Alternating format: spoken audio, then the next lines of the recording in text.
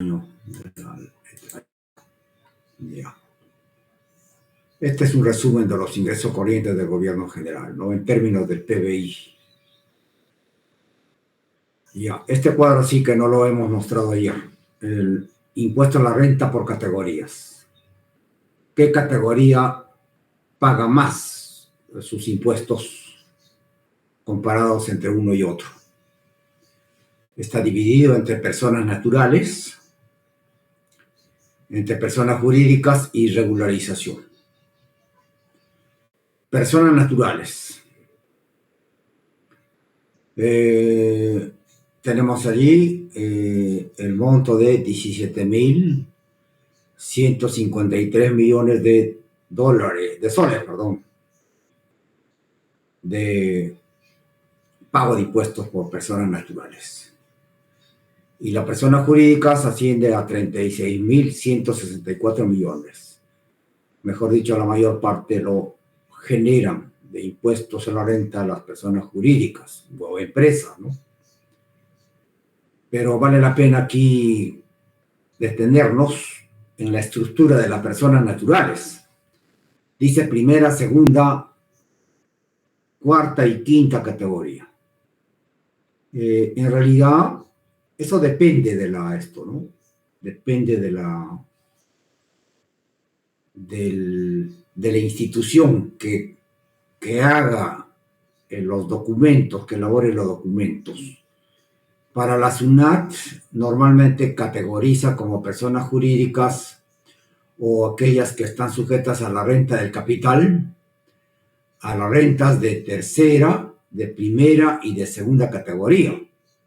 Mejor dicho, debe de ir normalmente dentro de lo que son personas jurídicas.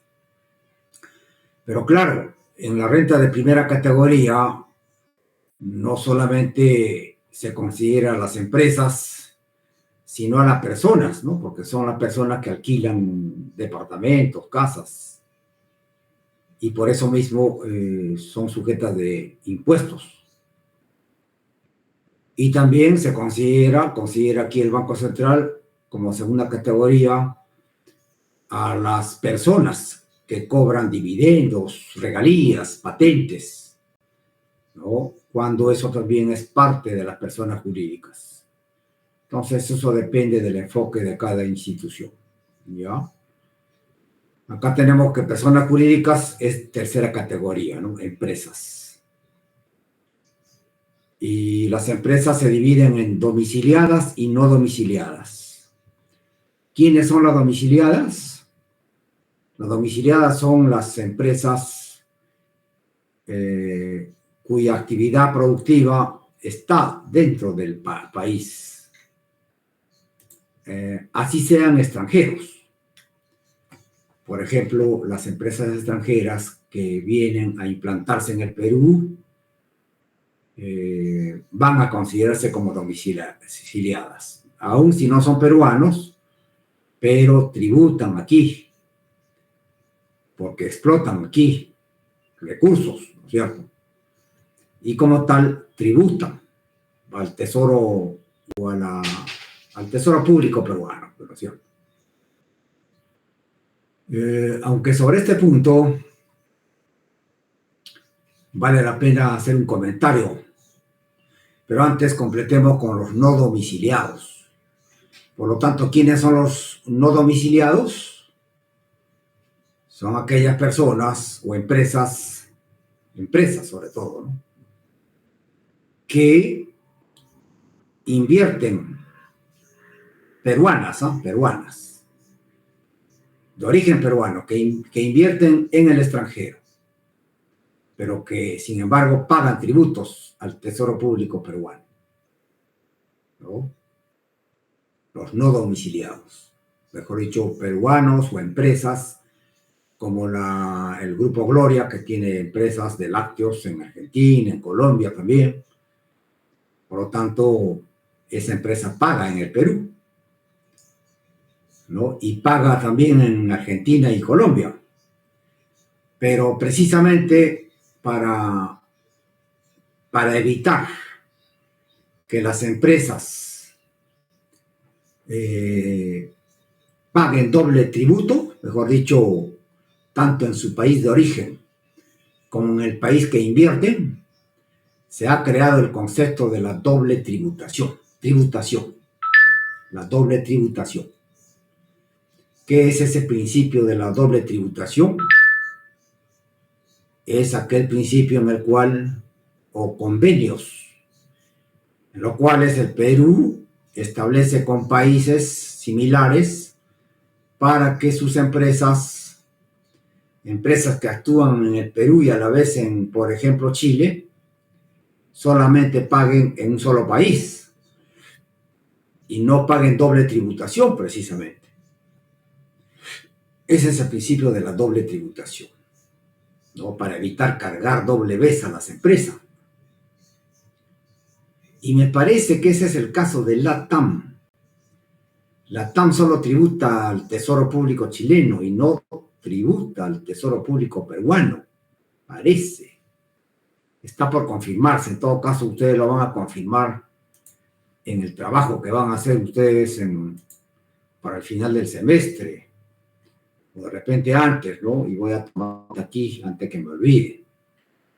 Es muy importante saber este principio de la doble tributación, que es poco conocido.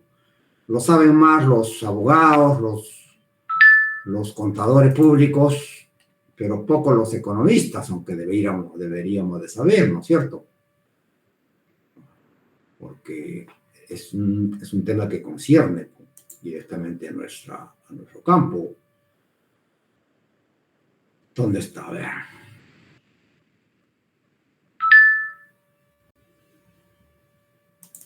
Acá está. Estoy cogiendo ya temas de investigación para ustedes.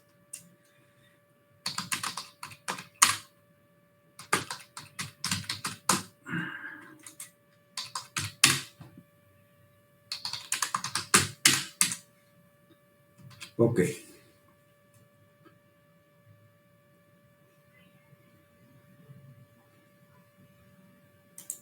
Entonces, ese es el principio de la doble tributación, jóvenes.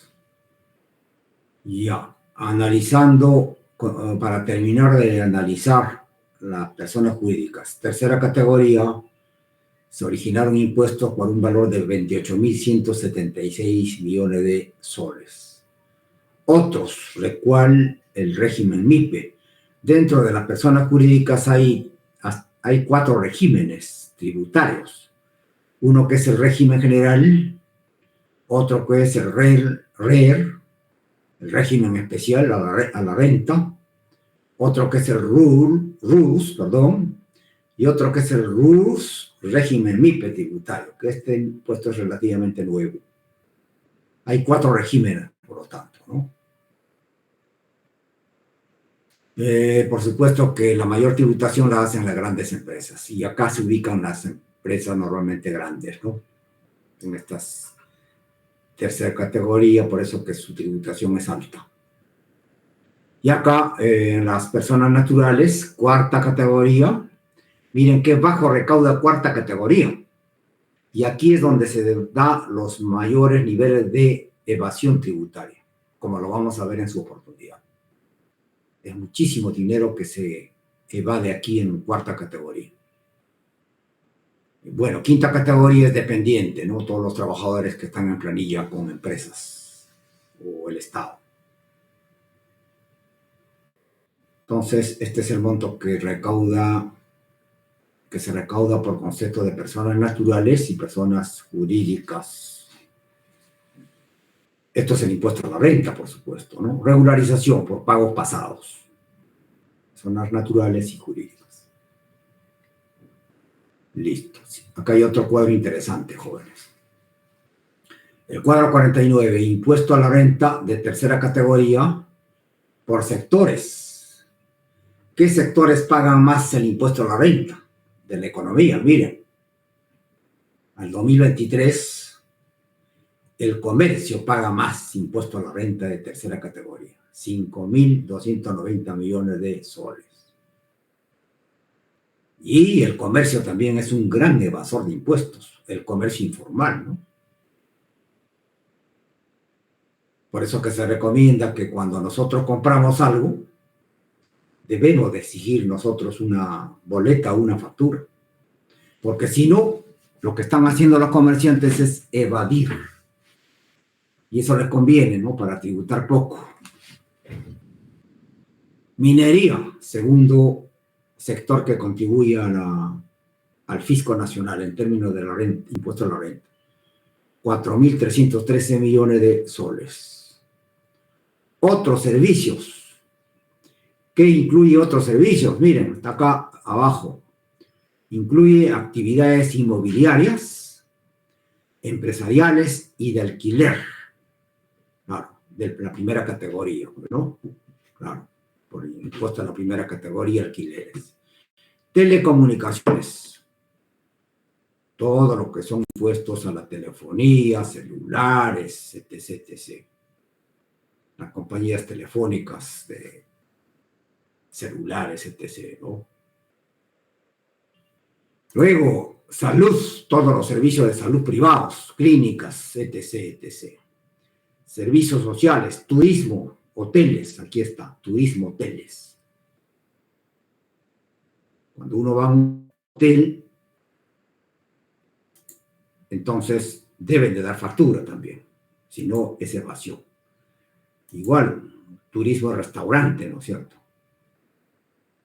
Restaurante. Listo. Manufactura. Sector industrial. 3.192 millones de soles. Bancos, servicios financieros, que también servicios financieros son bolsa de valores, ¿no? No solamente el sector financiero se compone de los mercados financieros directos e indirectos. Los directos son los mercados bursátiles y los indirectos son los mercados bancarios. Acá está todo. Hidrocarburos, por petróleo, venta de gasolina, etc., etc. 2.421. Por energía eléctrica y agua, Sedapal, servicio de luz del sur, etc. Transporte urbano, público.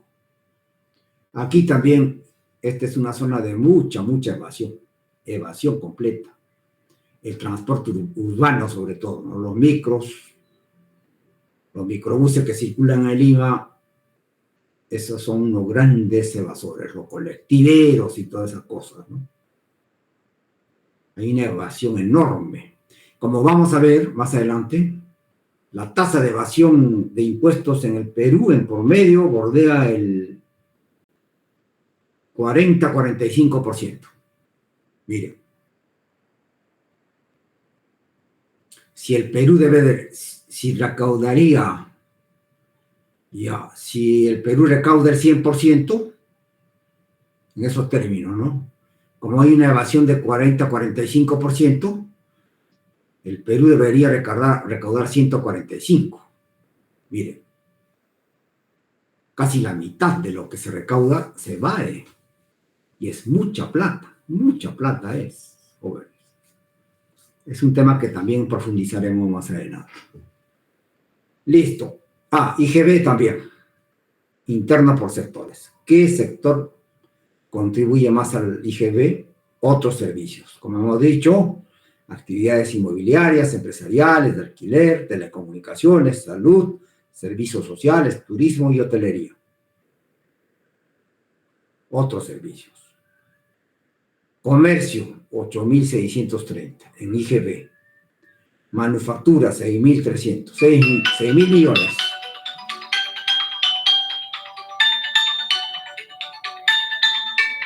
Disculpen. Es una llamada familiar, pero debo de cortar. Construcción, servicios financieros, energía, minería, en IGB la menor cantidad. Agropecuario. Y aquí quería detenerme. Agropecuario, no me había recordado acá. La contribución del sector agropecuario es baja, fíjese. Mejor dicho, del sector agroexportador, que es un sector boyante ahora, mejor dicho, un sector muy dinámico y contribuye poco en realidad. Y a propósito, hace nomás unas semanas que ha salido una ley que establece que debe de prorrogarse la exoneración del impuesto a la renta, no exoneración, sino que la reducción del impuesto a la renta para este sector agroexportador. Discúlpenme, ya jóvenes, un segundito. Un segundito.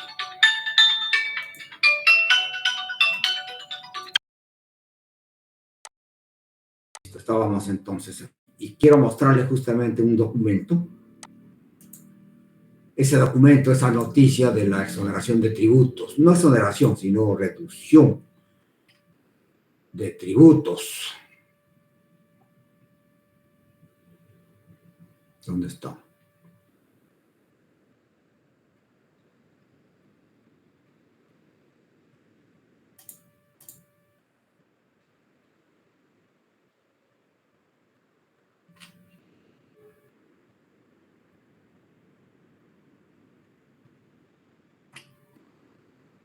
Está acá en este.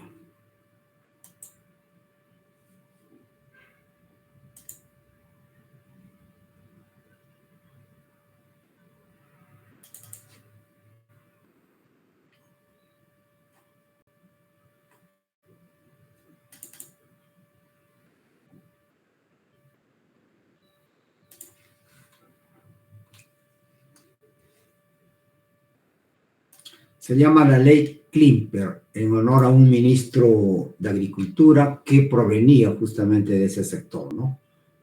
Es un empresario agroexportador. Está bien esta ley. Esta ley estuvo, desde mi punto de vista, muy buena en su oportunidad, pero ahora ya se está prorrogando mucho ya, en la medida de que este es un sector, el agroexportador, consolidado ya, fuertemente consolidado. Acá está, miren, ley Klimper 2.0. Trabajadores y gremios agrarios exigen a Dina Boluarte que observe la norma. Organizaciones sociales consideran que esta norma representa un retroceso histórico para el campo peruano. Desde Fentagro emplazan a Dina Boluarte a observar la ley que beneficia a las grandes agroexportadoras. Entonces, luego de la aprobación de la ley Klimper, en el Pleno del Congreso, diversos gremios agrarios y sindicales manifestaron su abierta oposición a esta norma que tendrá un impacto fiscal de 1.880 millones de soles anuales, que dejaría de cobrar el Estado, ¿no? En opinión de Florentino Malma, secretario general de la Federación Nacional de Trabajadores de la Agroindustria, primó el lobby empresarial por encima del bien común. Y es que 7 grandes exportadoras y otras industrias del sector vitivinícola gozarán del privilegio de pagar una tasa del impuesto a la renta del 15%, en lugar del régimen general del 29,5%, mientras que la agricultura familiar sigue olvidada y los trabajadores se encuentran en condiciones precarias. Entonces, esta ley o esta política tributaria que beneficia a este subsector, al agroexportador, ya tiene unos 20 años ya, y se está prolongando hasta, creo que 10 años más. Y consideramos de que, desde mi punto de vista, es ya pertinente, porque este es un grupo muy dinámico, ya completamente desarrollado ya, y que por supuesto debemos de darle gracias y continuarle dándole gracias porque han posicionado al sector agroexportador en una situación ya casi superior a la chilena. Resulta que los chilenos eran campeones de la agroexportación hasta hace 20 años, campeones de campeones, ¿no? Pero ahora nosotros ya los estamos superando en varias de las exportaciones que los chilenos eran campeones. Y claro, una de las razones por las cuales la agroexportación fue impulsada fuertemente es gracias a este tipo de políticas tributarias, ¿no? De rebaja de la imposición de estas empresas al fisco nacional, que no pagaban lo mismo que todas, 29.5, sino que han pagado el 15% y van a seguir pagando varios años más. Por lo cual, entonces, yo estoy en desacuerdo también en que esta norma haya sido prorrogada, porque también hay que ver la contraparte, porque, como yo le dije ayer, a la economía no solamente hay que verla desde el ángulo económico, sino que financiero, ¿no es cierto? Siempre la economía tiene dos partes, la economía, la parte de la producción y la parte financiera, en todo, ¿no? Tanto el sector privado como el sector público.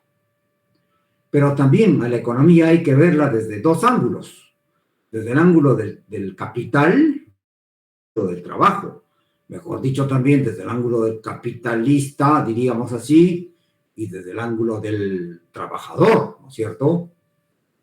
Los dos factores de la producción.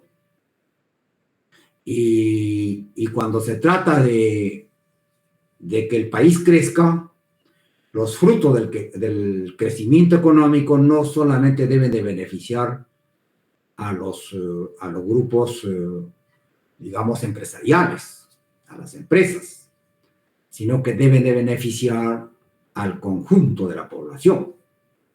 Esa es la verdadera economía. Esa es la buena economía. Es lo que no entienden ni los extremistas de mercado, ni los extremistas marxistas jóvenes. Es lo que no entienden, ¿no? Entonces, de que la mejor forma de gestionar la economía es beneficiando al capital y beneficiando también al trabajo simultáneamente.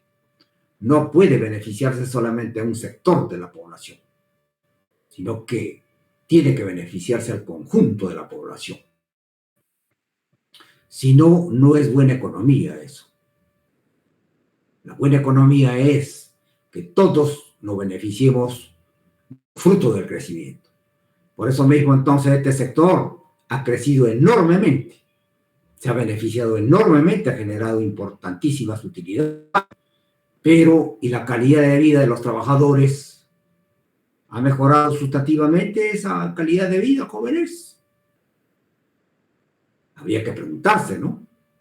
Pienso que no, porque hace algunos años hicieron una fuerte huelga estos trabajadores del campo, de las zonas agrícolas costeras, ¿no? Llámese Arequipa, Ica, la más importante, ¿no? La Libertad, Lambayeque, Piura, Lima en parte también, para mejorar sus condiciones de vida. Y no lograron mucho, ¿ah? No lograron mucho. Entonces, jóvenes, los capitalistas mismos tienen que darse cuenta de que, y eso que lo que tampoco los capitalistas no se dan cuenta a veces, ¿ah? De que si no se mejora el bienestar de la población en general, de los trabajadores, eso genera inestabilidad política y violencia también, ¿no? Entonces, aquí falta mayor sensibilización de los capitalistas, del capital, ¿no? Los capitalistas, bien, ¿cierto? Sea nacionales o extranjeros, porque como yo siempre sostengo, son la gallina de los huevos de oro. La empresa es la gallina de los huevos de oro, la que crea riqueza. Pero esa riqueza tiene que distribuirse o repartirse de manera equitativa, no digo igualitaria, que es distinto, ¿eh? Ese término equitativo e igualitario es distinto. Una cosa es igualitario y otra cosa es equitativo. Hablo de equitativo. Mejor dicho, la justicia equitativa, que dar a los individuos en función de sus capacidades, de sus méritos, de sus esfuerzos, ¿no es cierto?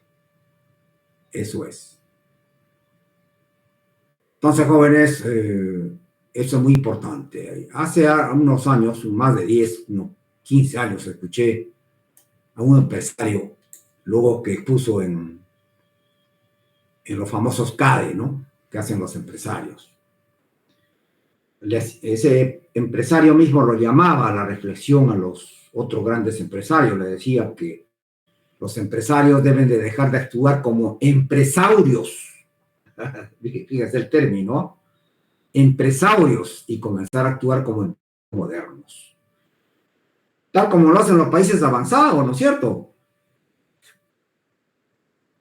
En Estados Unidos, ¿cuántos son los salarios de los obreros de las grandes firmas multinacionales? Por ejemplo, ¿por qué creen que las grandes empresas del automóvil se deslocalizan a la China u otros países? Por los costos laborales. Si un obrero gana $4,000 por mes, no sé cuánto sea la hora, porque en Estados Unidos el costo laboral se mide por hora, pero en promedio, $4,000 al mes, un obrero en la China ganará $300, ¿no es cierto? Pero miren esos salarios en Estados Unidos, un obrero, ¿eh? Entonces, esos jóvenes, que es muy importante, jóvenes, muy importante. La economía, entonces, en síntesis, no solo verla también solo desde el punto de vista económico y financiero, también desde el punto de vista económico y social. Y social. Eso es. Listo, retomemos entonces. Ya está, un comentario. Miren, 138. El año 2021, lo que generó el impuesto a la renta de esas empresas, miren, 64 millones de soles, que es mínimo, jóvenes. Es mínimo. Entonces, me parece que no está bien eso, jóvenes. Ya. IGB, ya hemos hablado. Hemos tocado también esto ayer, los gastos no financieros del gobierno general. Ya hemos analizado ya. Listo, creo que nos quedamos aquí, gasto no financiero. Aquí nos quedamos en la parte de las finanzas públicas del documento del Banco Central. Lo otro ya es la parte, aunque sí, acá que tengámonos aquí, las empresas estatales que hacen parte del presupuesto nacional, ¿no? Dice, resultado económico en base caja de las empresas estatales. Acá vemos la gestión y los resultados económicos de las principales empresas del Estado, que ya son pocas, ¿no? Petroperú, Electroperú, Regionales de Electricidad, Sedapal, que está en manos normalmente de las municipalidades. Resto de empresas. Miren la pérdida de Petroperú. Desde el año mucho más antes, de 2021, viene arrastrando pérdidas acumuladas continuas. Y el Estado sigue desangrándose, subvencionando estas pérdidas, ¿no? Lo cual nos parece que es completamente inapropiado, completamente, porque este es un barril sin fondo que no tiene cuándo solucionarse, fíjese. Esta es plata de los tributos que sale para poder mantener salvarla de la quiebra Petroperú. Electroperú también ha perdido. Las regionales de electricidad sí han trabajado a ganancia. Sedapal el año pasado a pérdida, menos 296 millones. Total recaudado 1.200, el resto de empresas, pero total solamente a favor de empresas públicas 184 millones, lo cual es poco. Ya merita entonces de que el Estado no es buen gestor, o mejor dicho, ratifica, no es buen gestor dentro del proceso de la producción. Bueno, esta parte de la deuda del sector público nos ocuparemos en la última unidad, ¿no? Que tenemos bastante información también. Y ya está. Listo. ¿Alguna pregunta, jóvenes, para pasar a comenzar a analizar el MMM? ¿Qué cosa es el MMM? El marco macroeconómico multianual. Veamos. Acá está. Listo. Este es el documento que les hablé ayer, o desde la semana pasada. Acaba de ser promulgado, marco macroeconómico multianual del año 2026 al 2029. Editado, preparado, elaborado por el MEF. Y claro, publicado en el Diario Oficial del Peruano. Y fue aprobado el 27 de agosto, nomás, antes de ayer, fíjese. Nada más. Aprobado en sesión del Consejo de Ministros del 27 de agosto del 2025.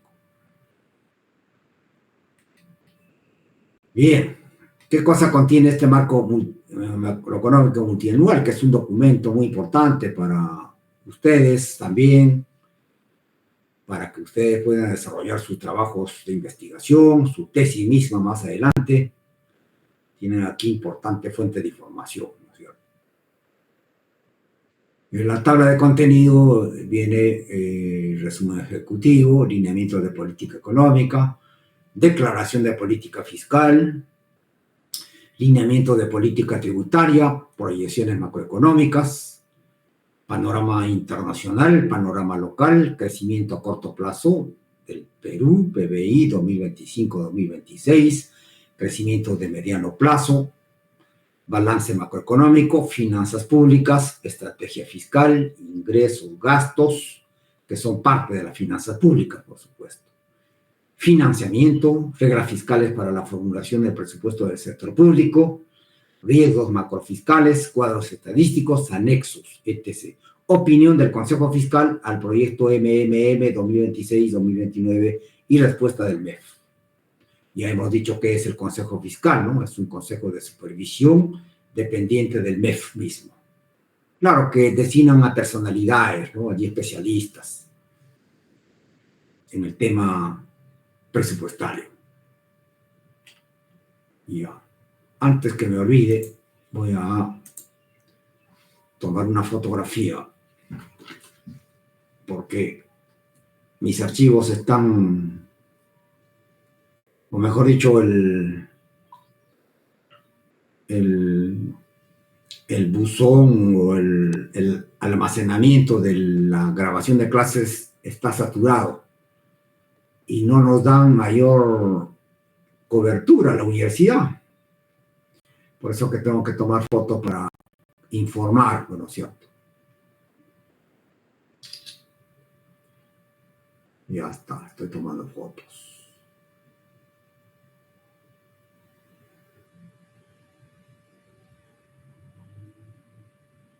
Acá también.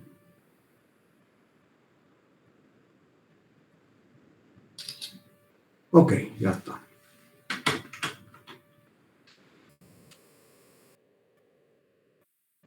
Listo, entonces, ¿dónde estábamos? Vamos al marco macroeconómico. Ya.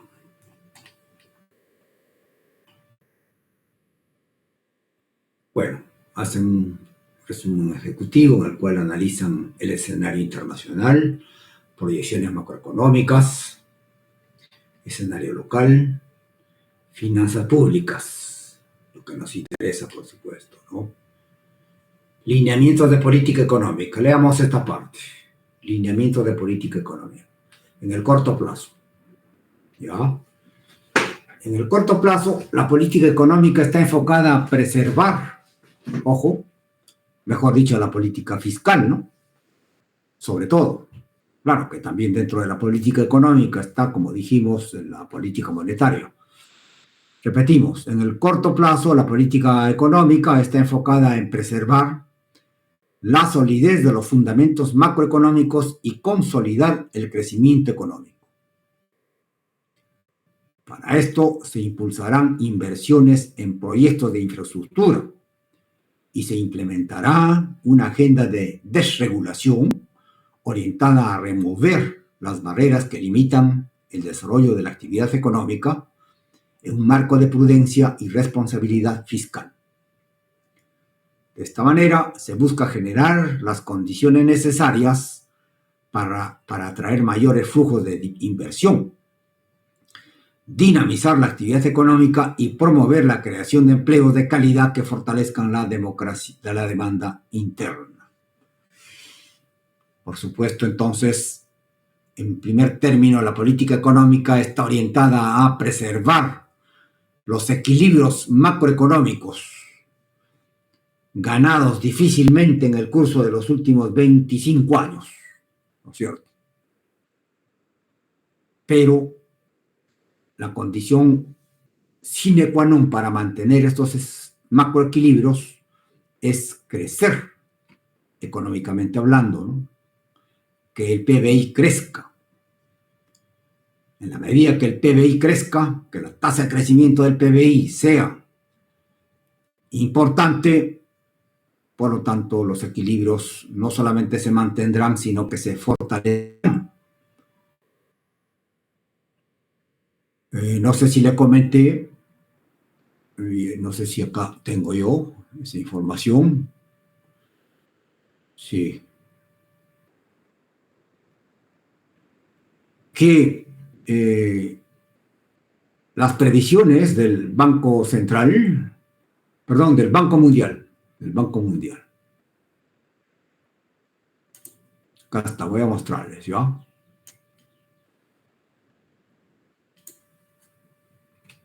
Son pesimistas y optimistas, vamos a decir por qué.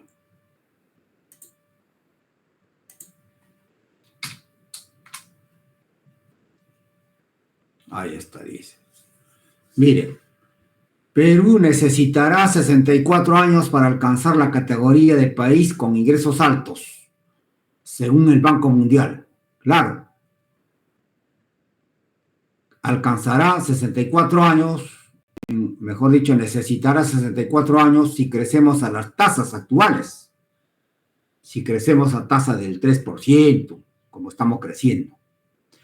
Pero si crecemos al doble de tasa, como lo hicimos entre el año 2002 y el año 2013, allí podríamos alcanzar, convertirnos en país de ingresos altos, o país desarrollado, mejor dicho, en el año 2045, mejor dicho, de acá de 20 años.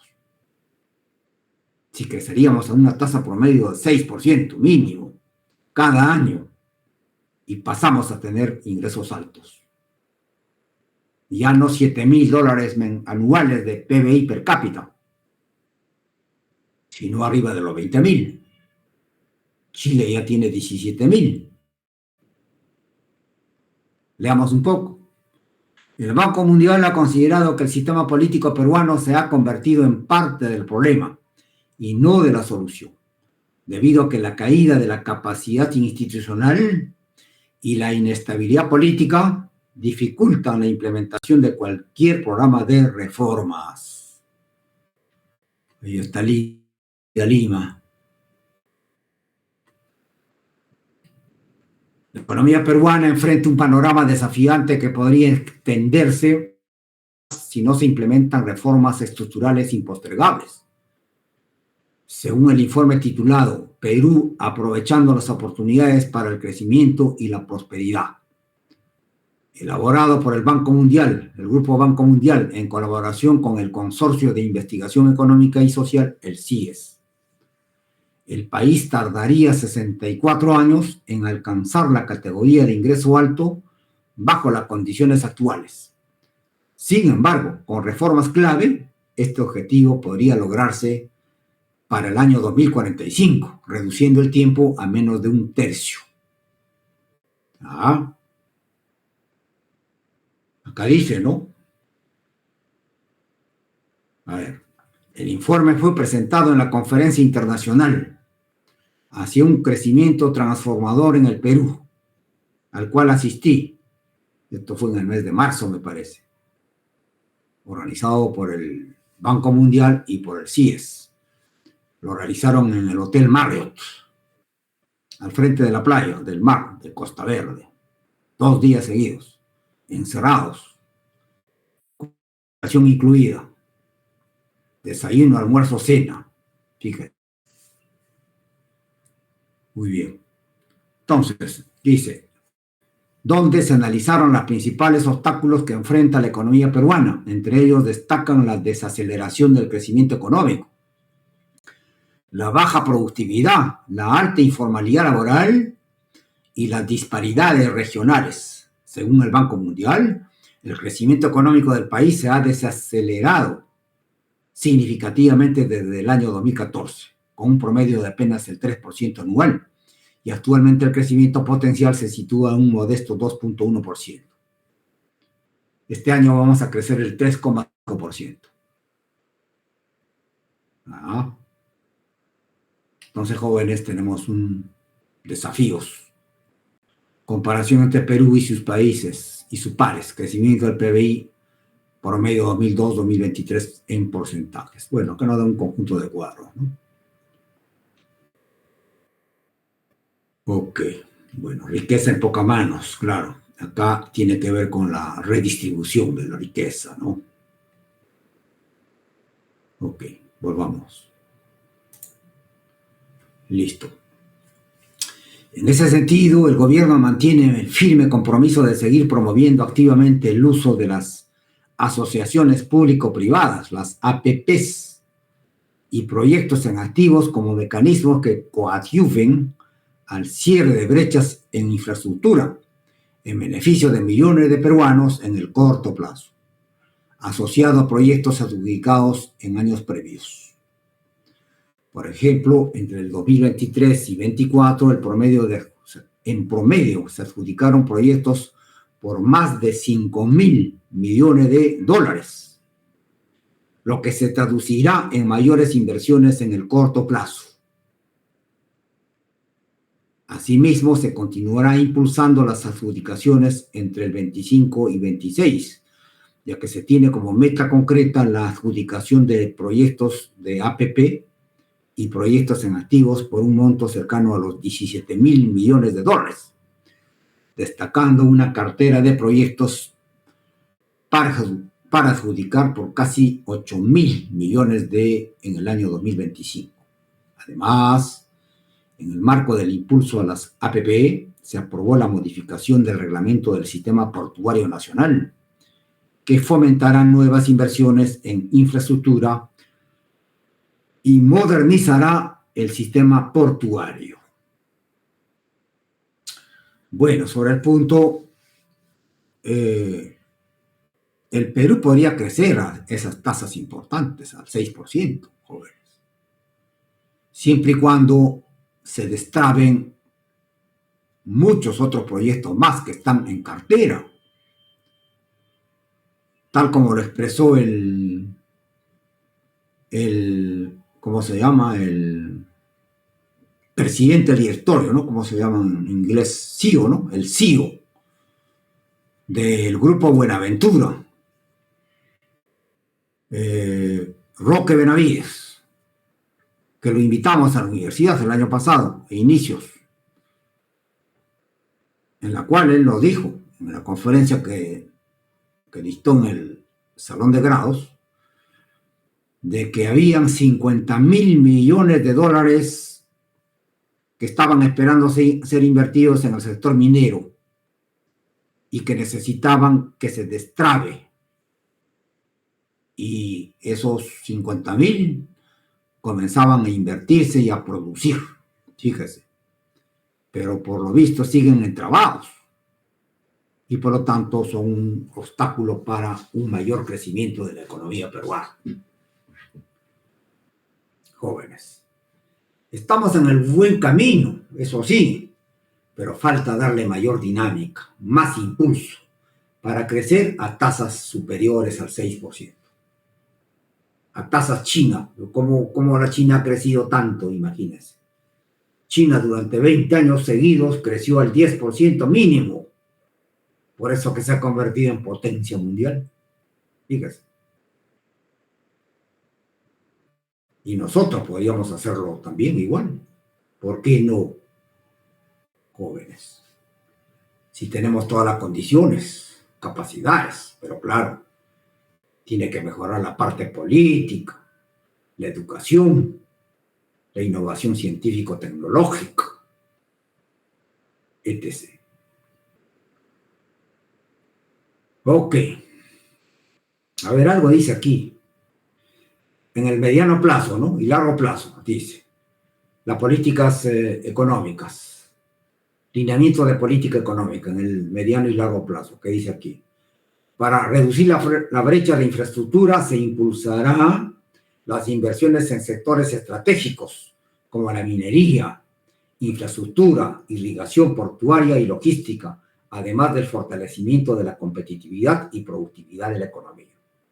Por ejemplo, Perú cuenta con una cartera de 67 proyectos mineros, acá está pues lo que le digo, con un monto de inversión de no solamente 50.000, claro, eso fue el año pasado, sino que de 64.000 millones de dolarucos jóvenes, que se distribuyen en 19 departamentos a nivel nacional, siendo Cajamarca la región con el mayor número de proyectos, 8, con una inversión de 16.174 millones de dólares, de los cuales 5 son de cobre, le siguen a Purímac con 7 proyectos, etc.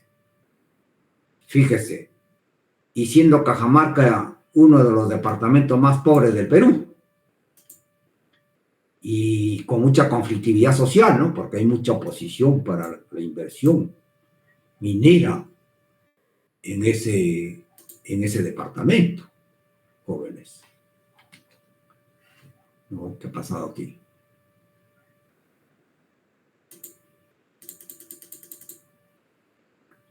Entonces, esa es la realidad, jóvenes. ¿Verdad? Cantidad de departamentos, o sea, con muchos proyectos de inversión. Miren, cantidad, miren, todo esto son proyectos mineros. Moquegua con 5. Se está impulsando la inscripción de 12 adendas priorizadas a los proyectos de APP que tendrán un impacto en el mediano plazo, permitiendo viabilizar inversiones para la ampliación de la infraestructura existente por un monto de 15.000 millones. Plata hay, jóvenes. Plata hay. Bueno, y eso es positivo porque en la medida de que haya más inversión, más crecimiento del PBI, habrá más trabajo para todos, mayores puestos de trabajo para profesionales futuros como ustedes, jóvenes. Eso es, en esencia. Eso es en esencia, jóvenes. En síntesis. ¿Ya? Bueno, vayamos a avanzar la parte de la... Bueno, esto ya hemos empezado, ¿no? La importancia vital de preservar la sostenibilidad fiscal del país y que no venga un gobierno extremista el próximo año y deshaga todo. Fíjese. Por eso de que tenemos que saber votar bien, jóvenes. Saber votar bien. Y no entregar nuestro destino hacia políticos completamente irresponsables, jóvenes. Completamente irresponsables.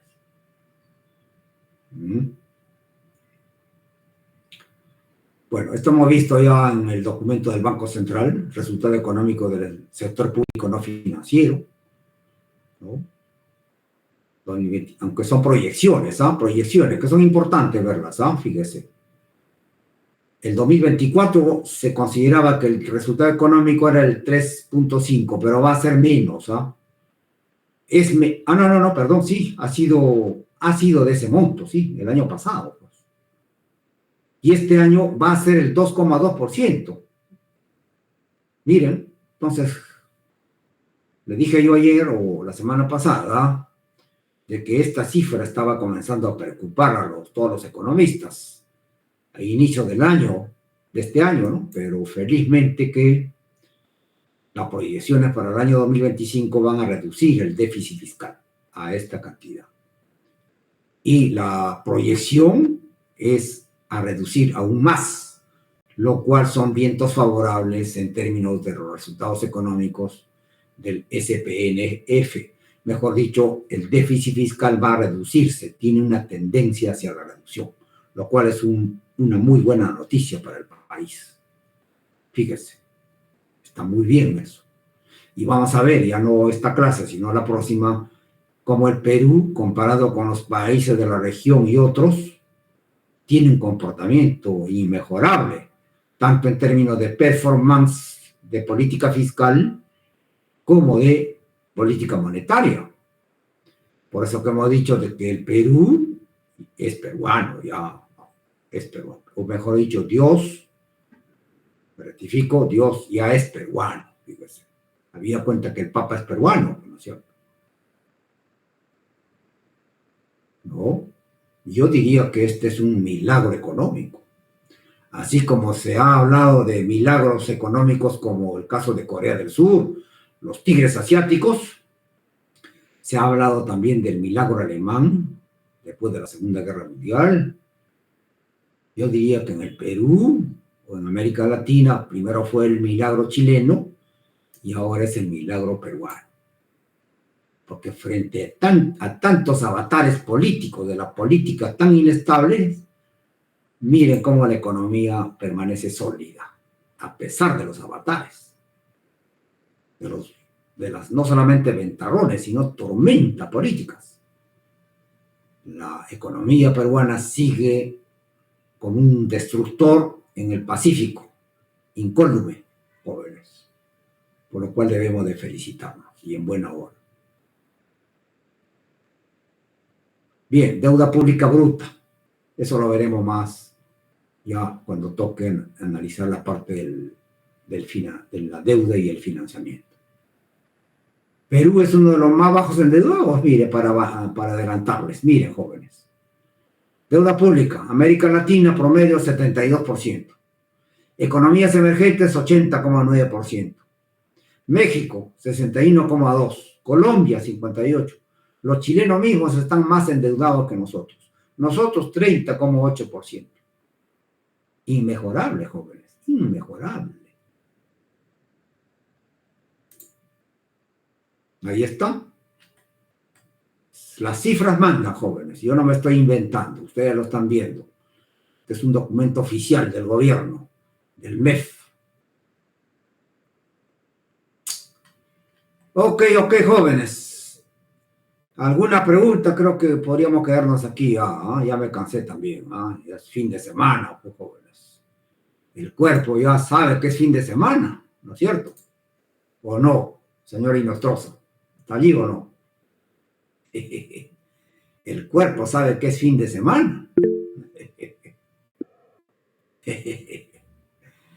No, mejor dicho, el cuerpo pide descanso los fines de semana para retomar el lunes fuertemente. ¿Alguna pregunta, jóvenes?